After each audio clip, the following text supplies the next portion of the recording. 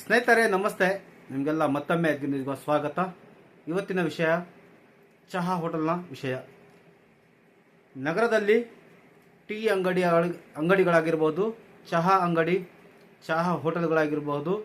ಈ ಹೋಟೆಲ್ಗಳಲ್ಲಿ ಸಾರ್ವಜನಿಕರಿಗೆ ಬರುವಂಥ ಸಾರ್ವಜನಿಕರ ಜೊತೆ ಅಸಭ್ಯ ವರ್ತನೆ ಆಗ್ತಾಯಿದೆ. ಯಾಕೆಂತಂದರೆ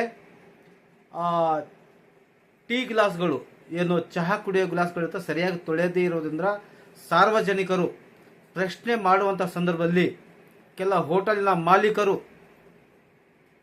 ಹೇಳ್ತಾ ಇದ್ದಾರೆ, ಏನಾದರೂ ಪ್ರಶ್ನೆ ಮಾಡಿದರೆ ನಿಮ್ಗೆ ಕುಡಿಯೋದಿತ್ತು ಅಂದರೆ ಕುಡೀರಿ, ಇಲ್ಲಾಂದರೆ ಬೇರೆ ಹೋಟೆಲ್ಗೆ ಹೋಗಿ ಕುಡ್ರಿ ಅಂತ ಹೇಳ್ತಾ ಇದ್ದಾರೆ. ಆದರೆ ಇದು ಸರಿಯಾದ ಹೇಳಿಕೆ ಅಲ್ಲ. ಅಂಗಡಿ ಮಾಲೀಕರು ದಯಮಾಡಿ ತಾವು ಗ್ರಾಹಕರಂದ್ರೆ ದೇವರಂತ ತಿಳ್ಕೊಂಡು ಗ್ರಾಹಕರ ಜೊತೆ ಯಾವ ರೀತಿ ವರ್ತನೆ ಮಾಡಬೇಕನ್ನೋದ್ರ ಬಗ್ಗೆ ತಿಳಿದುಕೊಳ್ಳಬೇಕು. ಹಾಗಾಗಿ ಇವತ್ತು ನಾನು